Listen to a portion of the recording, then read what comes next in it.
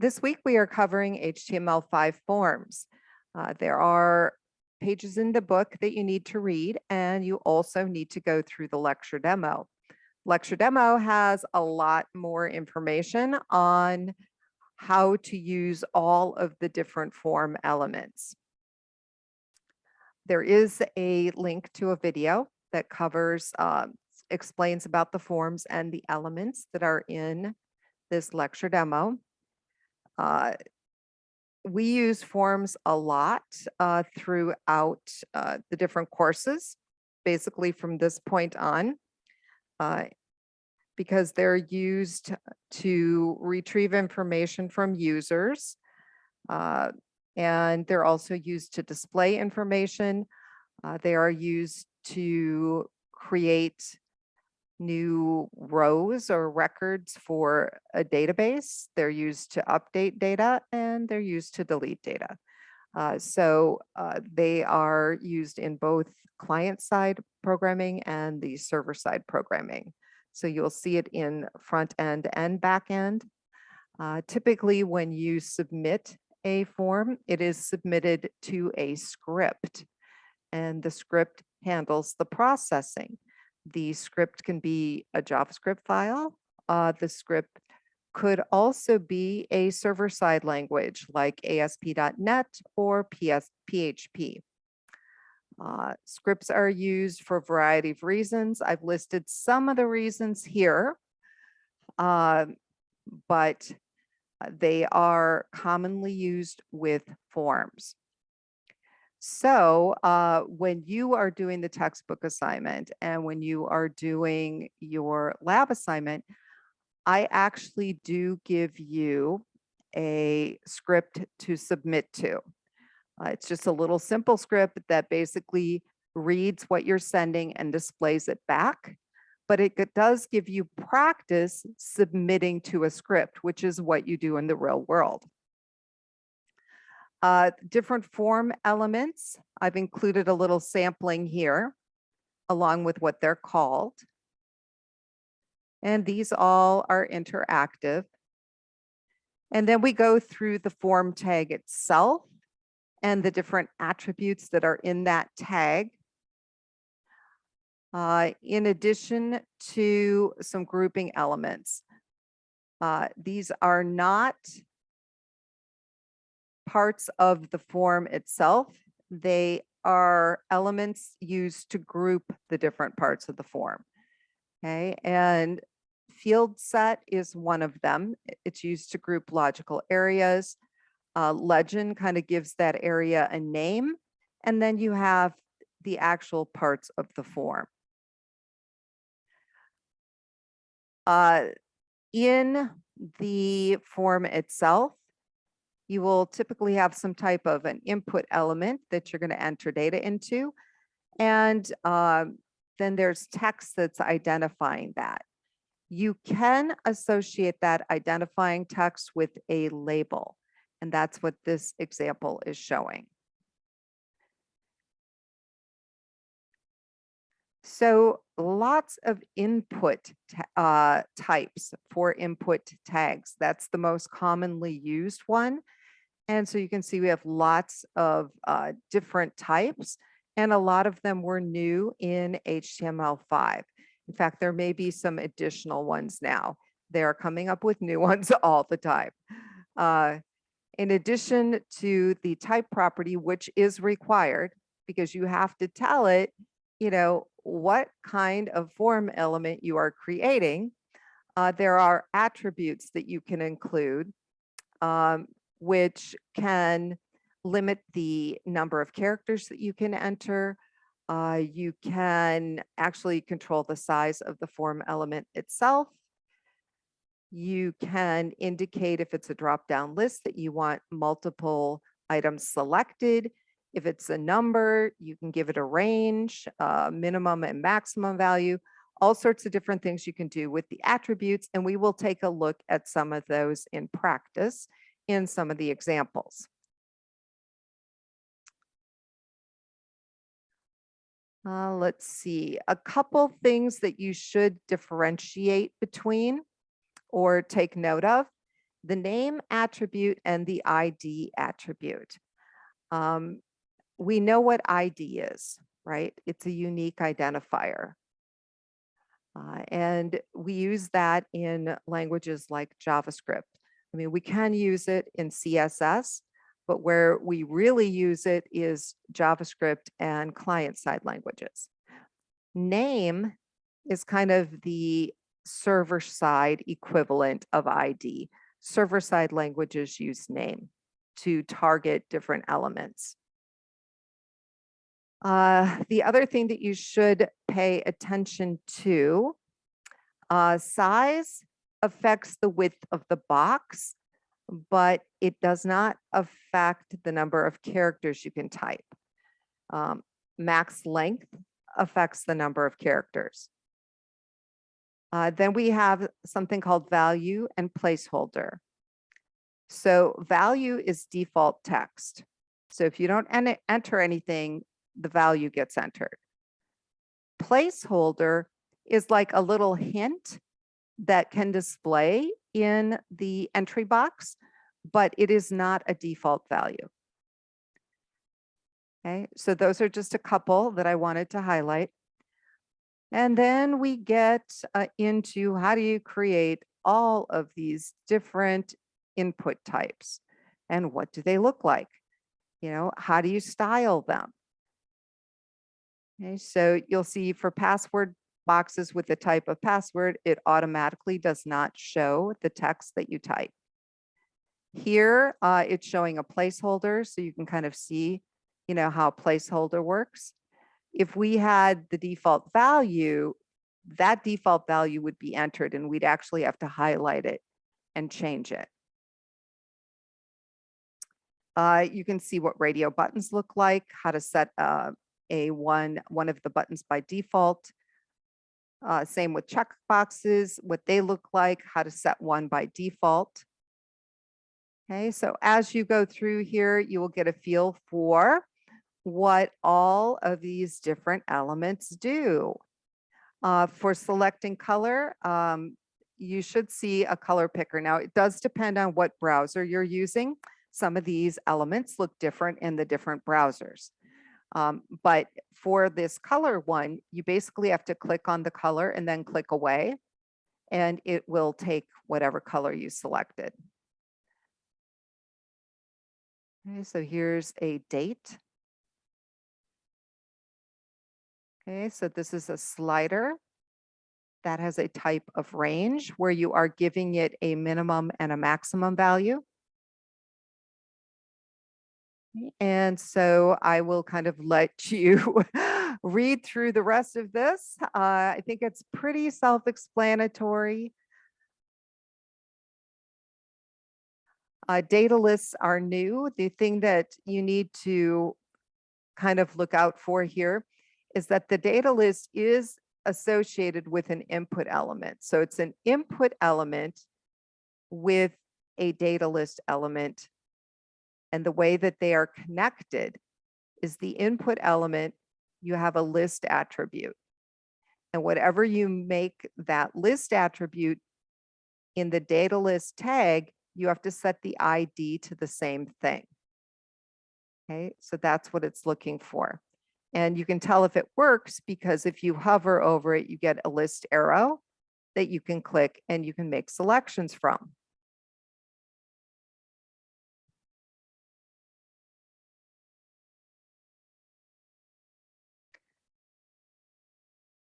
At the very end, we do get into some very simple validation. HTML5, the new input elements actually have some validation built in. And then there's some additional validation you can add through regular expressions.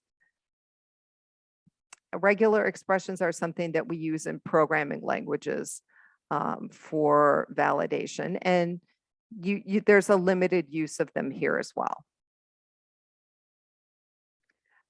Once you get done with the lecture demo, you're going to go into the textbook assignment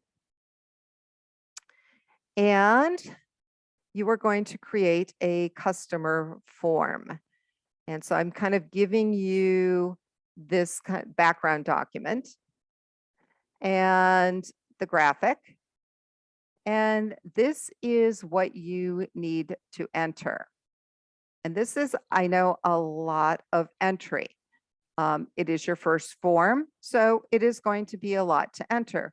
However, the good news is once you get all of this entered, for future forms that you're going to create, you can definitely copy and paste. You don't have to, reinvent the wheel. You will notice here in the action that you are submitting to a script. So key this in as is, because this is where the script is located. So you need that whole entire thing in order to submit to the script. Okay, and so you're going to key all of that in, and then you make sure you view your form, and it should have all of these sections: personal details, a billing address, and a card detail. And then you've got your submission buttons at the bottom. When you submit, it is going to submit to the form processor, which kind of shows you what you entered in name value pairs. So that's where the majority of work is going to be. The next task is simply saving the customer form under a different name. And then you're going to change one line. You're going to change the form line to what I have displayed here. So you're creating, instead of submitting to the script, you are creating a mail to form. What this does is when you click on submit, it activates the default mail client, which is not Gmail or Yahoo or anything like that. It is the mail client that was installed on that person's, whoever clicked on submit, on that person's machine. Okay, so like Microsoft Outlook would be a default mail client. Okay, so if you don't have a default mail client installed, Windows is going to try to get you to configure one. Just give you a fair word of warning. So your action is mail to, and then the method is going to be post. So the message is hidden. And then so that you can read it through the email, you have to change the NC type to text and plain. Okay, so it's just one line. In fact, you can copy and paste this. That's the only line that you have to change in this mail to form. And that is the entire assignment.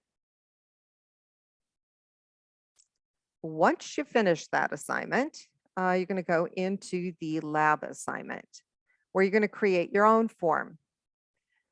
And you'll notice I have an example here, formatted a little bit differently than the running club. Okay, but it still has all of the required elements. You can kind of right click and view the page source. Okay, and so you are going to need to do something similar. You can either kind of go off of my form here, or you can use the running club form and kind of use that as a basis. These are the different input elements you need. If you need different specific attributes, I did specify that. Okay. And I would like you to have a hidden field with an ID of mail to. So this is an example. This is going to be hidden. It's not a mail to form. The form tag itself, for an action, I do want you guys to submit it to the form processor. Okay, and then I think the rest is pretty self-explanatory. You're going to update your assignment page with links to the customer forms and your form that you create. And then once you're done and you've submitted done to the drop boxes, I want you to go out to the discussion forum and you're going to post a link to your form. So I will do an example here.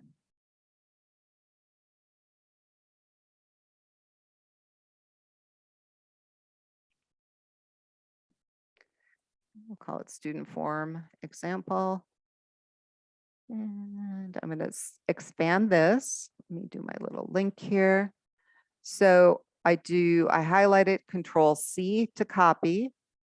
Click in here, Control V as in vase. I'll have you guys open it in a new window.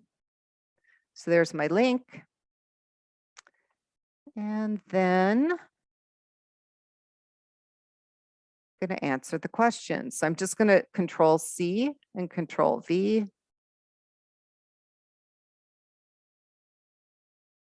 Who is the audience?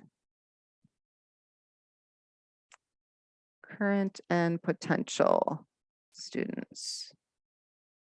All right, student preferences.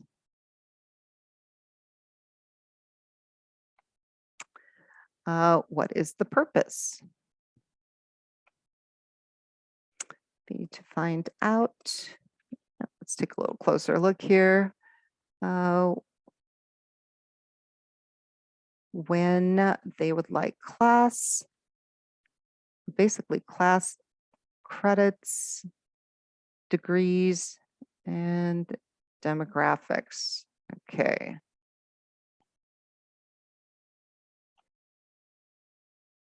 To find out some demographics and interests for classes, class times, and degrees. How did you decide on the design and layout?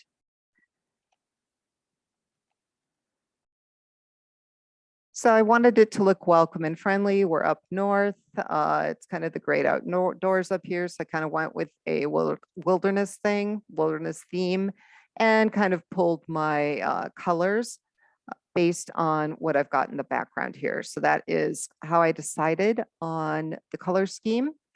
And as far as the layout, I did use Flexbox so you can kind of see.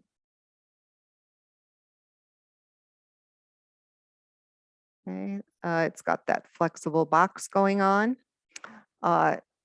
So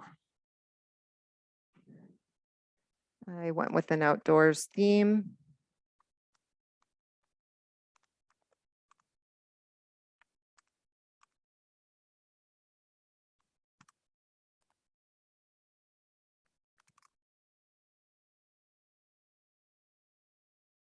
And I used a Flexbox layout to make it responsive.